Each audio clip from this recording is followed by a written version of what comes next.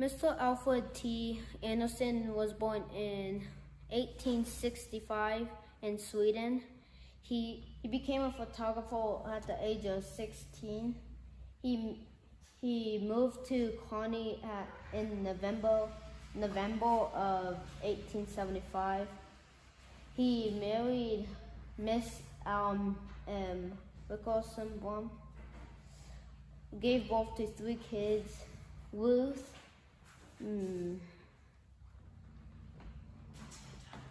Matilda, Miriam, and Elizabeth.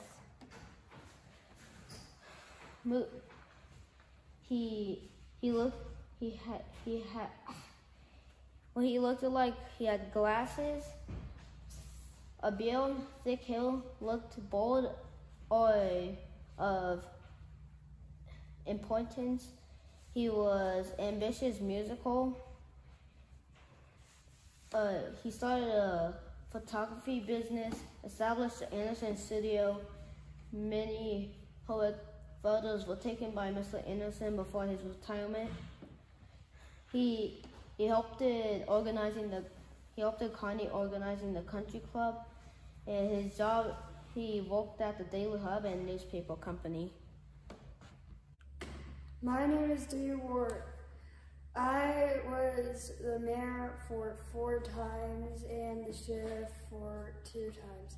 I helped build a bank and I was a volunteer for the fire department.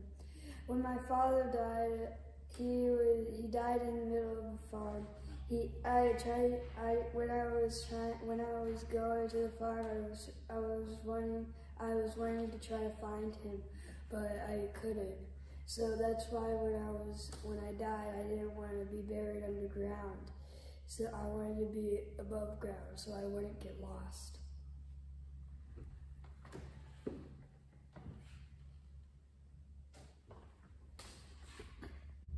My name is Ellie Murish, and I did a poster about Alice Howell. Here are some facts about her.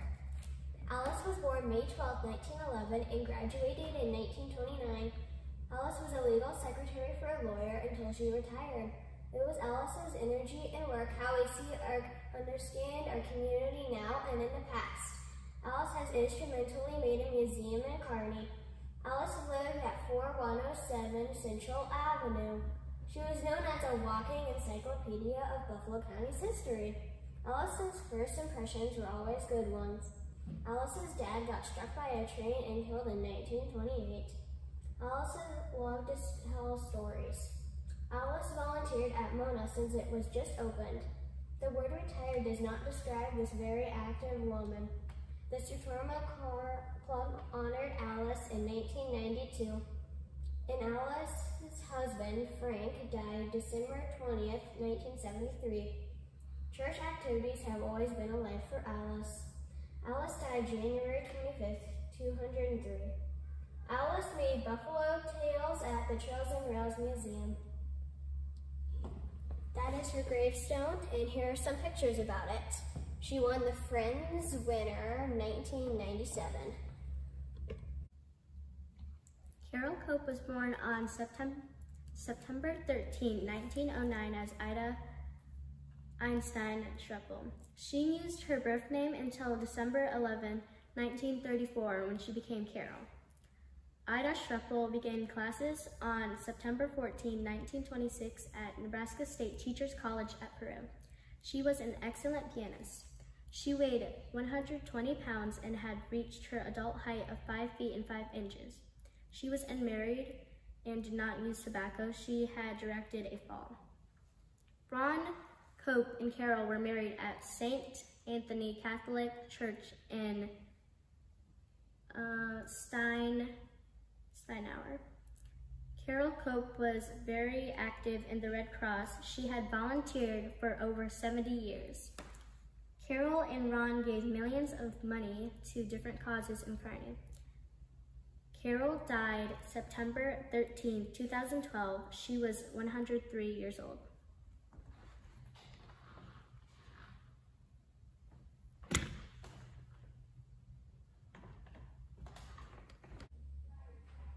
Hi, I'm Lonnie Norton. I was born on May 16, 1859. I married Charles James Norton, and we moved to Kearney very early in its settlement. Me and Mr. Norton had 3 sons together. I became the richest woman in Nebraska at my time. I gave land to help build a library and helped to get the college here. I also organized DAR, 126 chapters in Nebraska. I lost my fortune in 1929 when the stock market crashed and the banks closed. I died in 1936.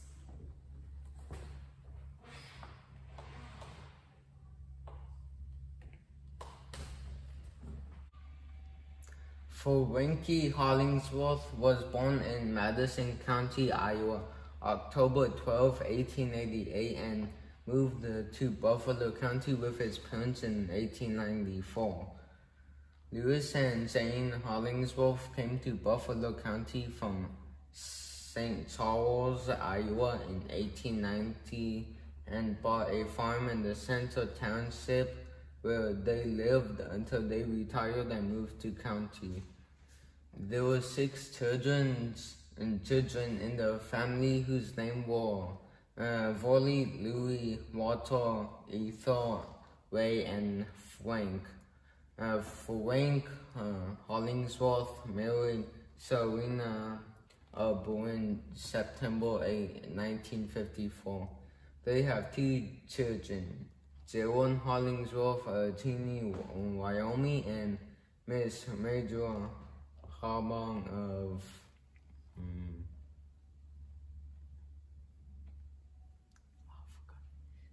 New Mexico.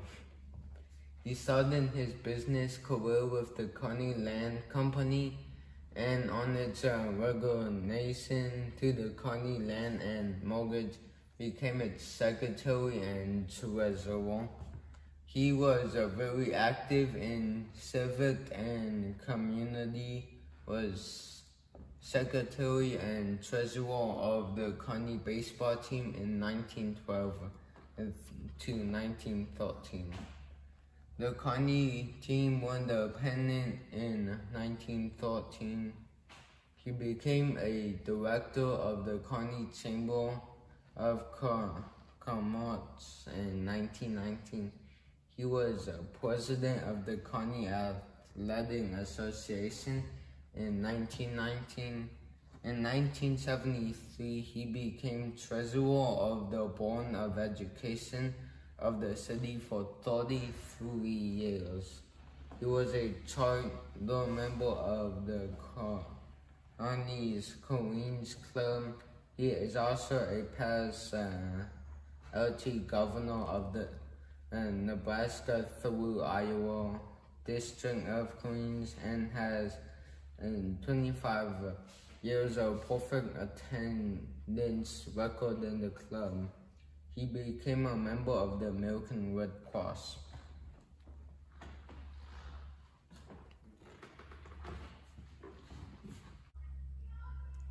Maud Marston Burroughs was raised in Cambridge, Illinois. Her father moved them to Kearney, Nebraska in 1887 when it was just starting to grow as a city. As she was older, she became a women's rights activist, and she wrote for the Kearney Enterprise and other newspaper and journalist jobs. And then she became a lawyer after that. She was one of the first women lawyers in Nebraska. And she married S. Henry Burroughs on October 31st, 1912. They lived in a house at 119 West 27th Street for 26 years.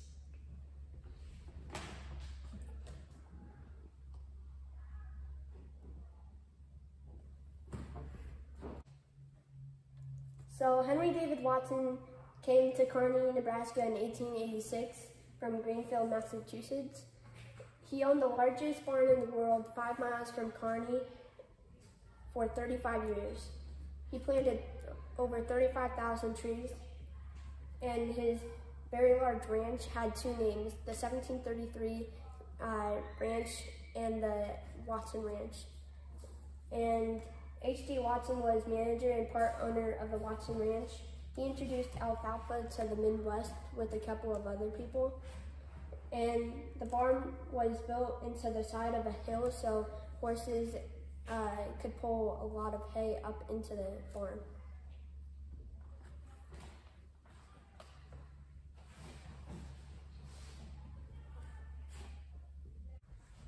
Hi, my name is Richard Hibbard, and I was a brickmaker in this city called Kearney. I made 40,000 handmade bricks per day in about 25 minutes of building. I made and laid about 2,500,000 bricks since living in Kearney. I manufactured last season, which was in 1886, nearly 700,000 bricks supplying Kearney buildings with 600,000 and shipping 100,000 to Hastings. The Hibbard Brickyard became the largest brickyard in the city. He had contracted for the brickwork of the first building in the State Reform School, present Youth Developmental Center.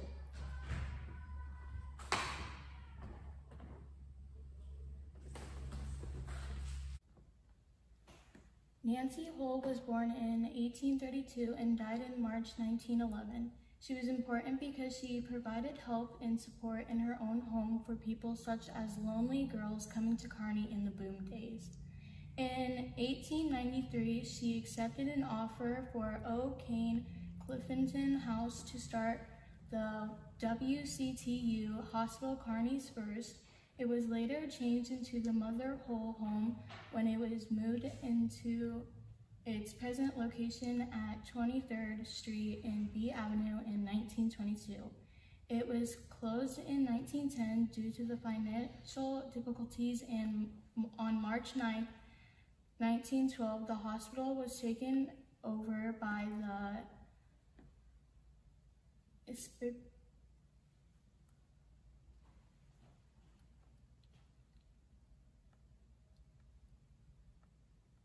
The hospital was taken over under the name of St. Luke's Hospital and served the community well.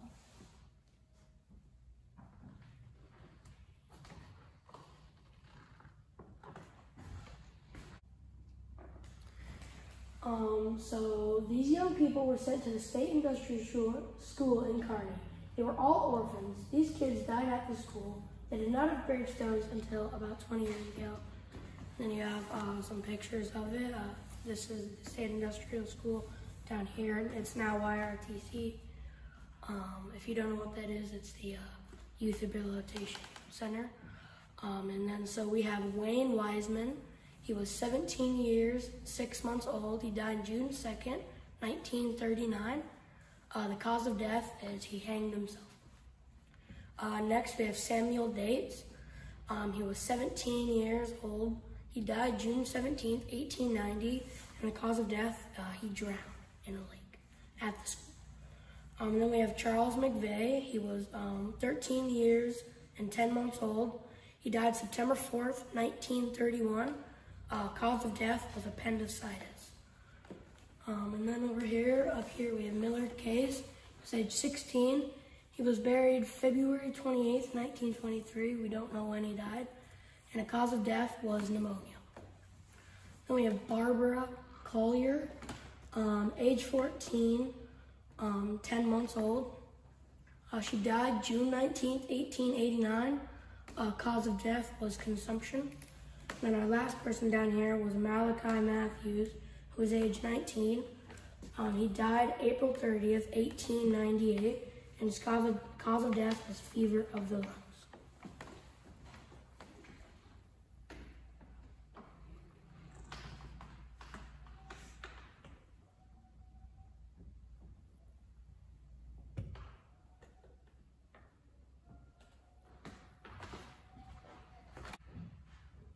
Tom and Charles Kappas were candy makers, and some days they made 500 gallons of homemade ice cream.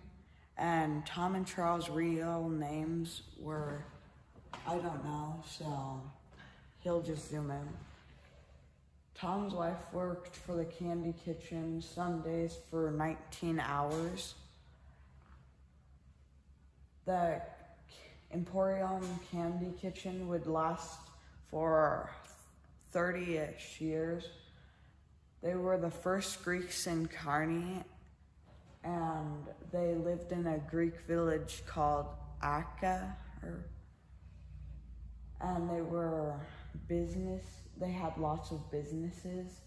They also started the Hamburger Inn, which was the first inn in Kearney, and the takeout bags read Byam. And Charles had 5 children: Peter, Helen, Nick, George, and John. Peter's wedding celebration lasted 3 days, and Tom was married to Carla Kappas, who they had 2 daughters, Mary and Helen.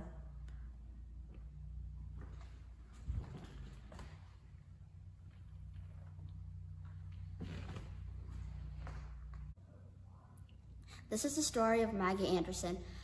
Maggie Anderson, the wife of Sheriff David Anderson, once drove a horse-drawn buggy to save a serial killer,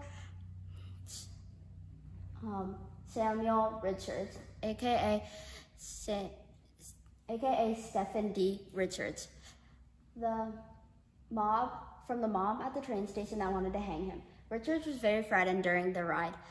Maggie drove over fields and furrows, and his hands were mangled to the side of the buggy, and his feet were chained to the iron footrest. He told Maggie that he would rather be hung than have his hands mangled to the side of the buggy and be drawn by wild horses. And the buggy would go up in the air and almost upset. And Richard was screaming the whole ride and cursing. And when they finally got to the Buffalo County Jail, Richard told one of the deputies that he said, "I'm certainly glad to see this jail. If I had my choice, I'd rather take my chances with the mob than ride in another buggy with Maggie Anderson." Maggie's husband David died in 1884. She died in 1887, and they had 3 children: Jenny, Charles D., and Hector George. Charles and Hector were minors, so they had to get appointed guardians by the court.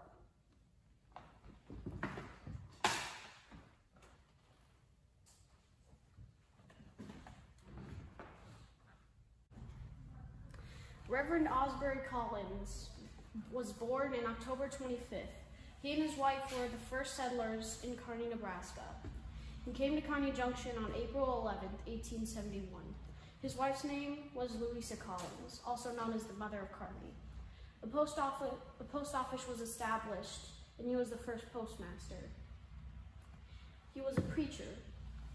His niece was commonly mistaken as his daughter. When he first arrived in Kearney, he lived in a 16 by 16 foot house. On September 17th, a drunk cowboy shot his son, Milton. His other son, F.D., also died from a gun at the age of 24. Osbury passed away at his church on March 9th, 1890.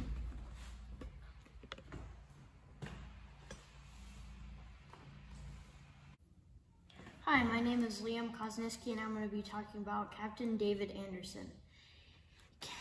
Anderson came to Kearney in 1872 and was elected sheriff in 1876, serving until 1879. He had a very active and honorable military career in the Union Army. Anderson was involved in the Mitchell-Ketchum tragedy. When he was fighting the Civil War, he was fighting for the Union, and he was captured by the Confederates and put into the Andersonville prison, which was notorious for people not coming out alive. But after the war, he was released, and he came to Kearney, and he was elected sheriff. And Anderson had a wife named Margaret, and they imprisoned a man named Samuel Richards, a wanted criminal and murderer.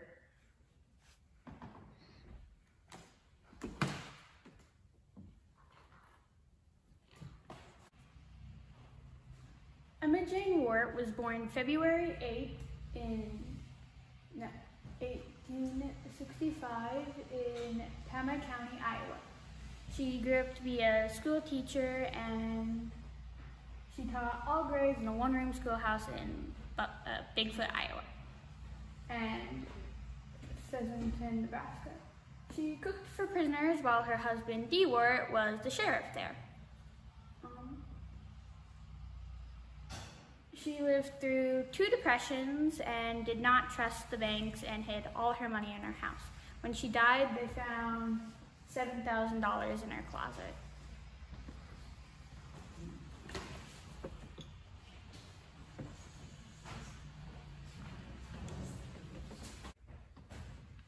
Peter immigrated from the village of Massey near Corinth, Greece in 1819. He was drafted into Kearney in 1938. He was in World War II and was drafted into the Army in January of 1942. He operated the Camel and the Rainbow Cafes. After World War II, he operated the Royal Chocolate Shop. He attended the Cooks and Bakers School in Fort Riley, Kansas. He bought the Tasty Tea Room and remodeled it in 1958. Its new name was Paul's Boiler and ran Paul's Boiler for 28 years. Peter was born on April 27, 1907. He changed his last name to Paul, as it was easier to spell and pronounce. In 1947, he married Kellen Catras, and they had 2 sons, George and John.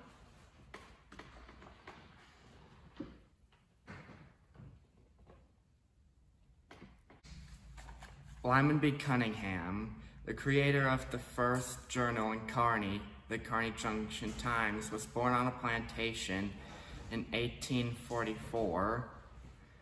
He was a Civil War veteran who served under General Grant. He graduated from Iowa Wesleyan College in 1870, and then 2 years later he came to Kearney in August of 1872. His wife's name was Mary Clapp. He supported any issue he felt was right and honorable, and he helped with the creation of Cotton Mill, the State Industrial School, and the Kearney Business College.